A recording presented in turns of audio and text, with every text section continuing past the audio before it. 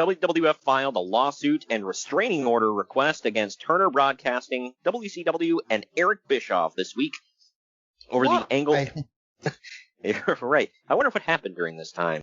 But it was over the angle involving Kevin Nash and Scott Hall invading WCW. There are 4 counts to the lawsuit. The first is unfair competition under the Lanham Act, whatever that is, which basically says that WCW... yeah, that's that one. Yeah, the One Act by that Lanham person. Yeah, anyway.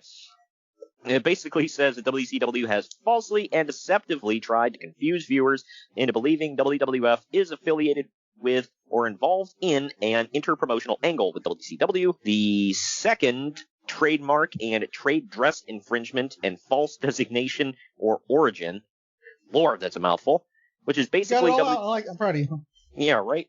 Which is basically WWF claiming that they have the rights to Scott Hall acting like Razor Ramon.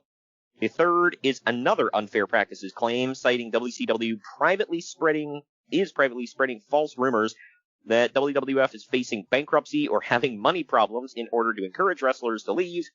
Well, I mean, I don't know if they were falsely spreading that stuff, but, I mean, it's not like they were doing gangbusters business at this time. I don't think 96 was a bankrupt year, though. That was 95. Yeah, that was pretty bad. But, I mean, they were still... I mean, I think they were doing okay, but you remember in 97, one of the things with Brett is they said they didn't have enough money to be able to financially fulfill that contract he signed. So they just held on for a while longer. I know. It's like if you would have stuck it out for like 3 more years, man, like you would have been rolling in. Not even that long. You'd have been rolling in the dough. But the final count. Might even got more, by the way. Yeah. But the final count is a defamation and libel charge stemming from the February 5th episode of Nitro when the lights went out and Eric Bischoff, on commentary, implied that WWF was responsible for the power outage.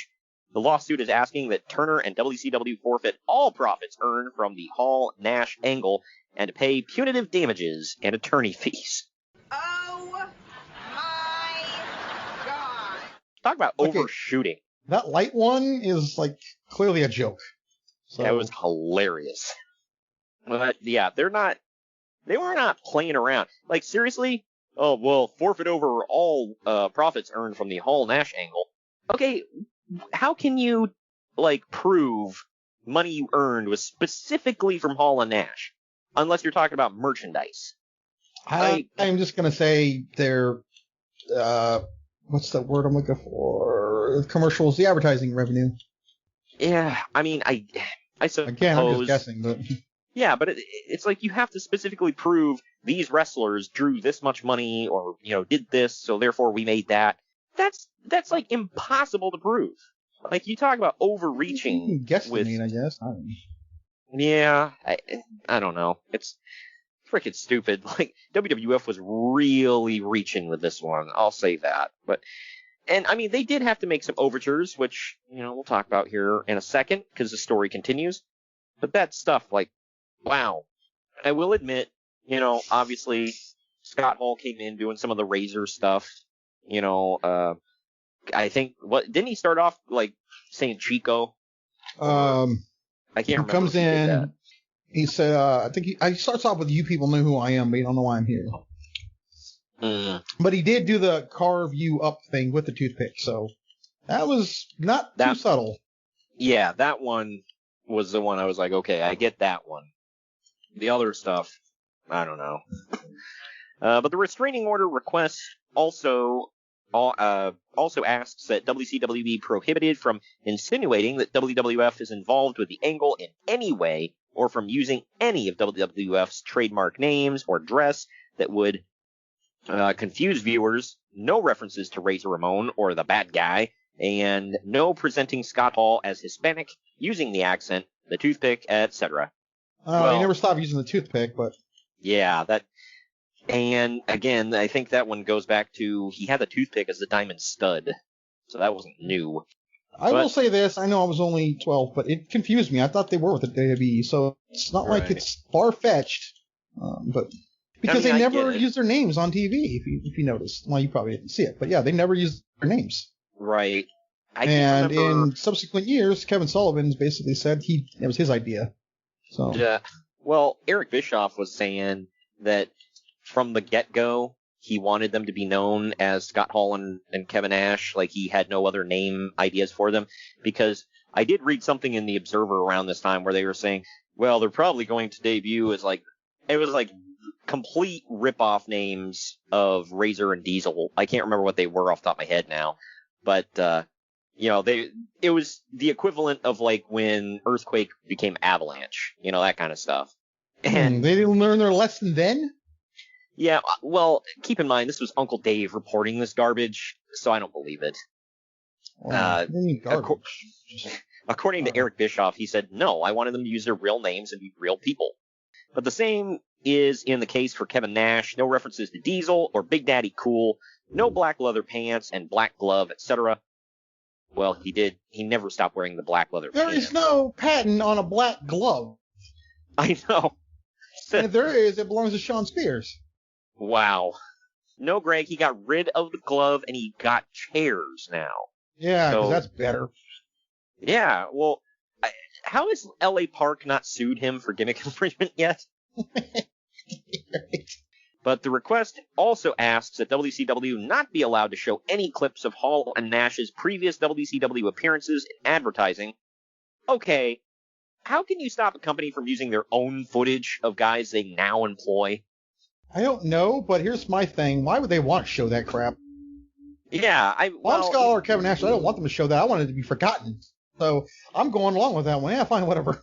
I mean, if you're going off of what Bischoff said, his idea for the gimmick was, I could see, because his whole thing is he's like, well, they were buried the first time they were there and never given a chance, and now they're back to, prove that they're big time. It's like, okay, maybe. But I don't think that ever crossed their mind where it's like, hey, man, dig up some of that old Vinny Vegas footage. Give me some old Diamond Stud. I'm pretty sure even the money-grubbing Nash is fine letting that die. Right. He's like, what? Me? Nope. I was never Master Blaster. But check this out. These requests from the WWF are just getting... And this isn't Dave reporting this. This is actual from the legal documents. So this is this is real. But best of all, on every Nitro from now until the Bash of the Beach pay-per-view, WWF lawyers request that WCW announcers give the following statement 3 times per episode of Nitro.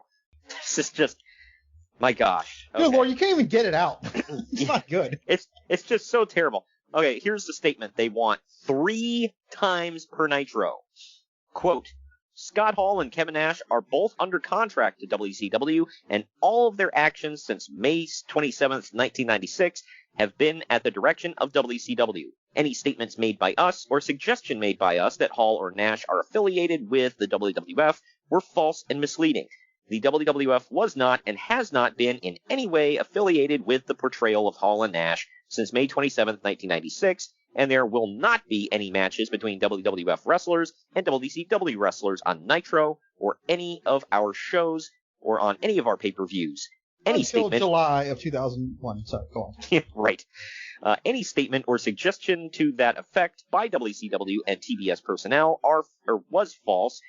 If you wish to view WWF wrestlers, you should watch the WWF's programs, including Monday Night Raw, which airs on the USA Network Monday nights at 9 p.m. Eastern. Okay, so from that, by the way, I just got that they snuck in a cheap plug in their legal document. So yep. You got to kind of respect that. That's funny. Well, I like how they're like, legally, you have to plug our show. Legally, you can suck my ass. I've heard WWF has great lawyers, and I guess, they did settle with most of the stuff, obviously, but... Okay, well, yeah. But this is just... seriously? Who thought that this would ever go over well? No judge in the world. I don't know the excuse either, because they weren't yet getting their asses handed to them weekly. Oh, that hasn't started yet.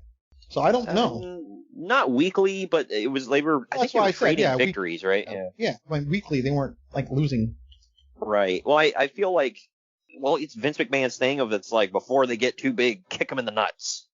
So, I mean, dirty pool is the only pool they play, man. So, but I can't see where anybody saw this and was like, Like, they had to have been laughing their asses off while typing this out and then handing it to a judge. Like, can you imagine? But furthering on to finish this out, WCW and WWF lawyers appeared before a judge to make arguments in the case, but the judge is currently in the midst of a major organized crime drug case and said that he doesn't have time to devote to the case at the moment, but that when the organized crime trial finishes up, he'll take the hearings on the case. However, by that time, the Bash of the Beach pay-per-view will have already taken place, so this is a major win for WCW.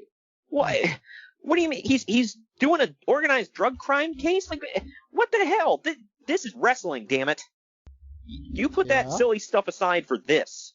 Yeah. I don't know why you're saying it sarcastically. Oh, man. I like that. I bet you, like, WWF lawyers tried to do that, too. It's like, hey, whatever, drugs. We got copyright infringement on a wrestling show, all right? Like, hurry your ass up. Wow.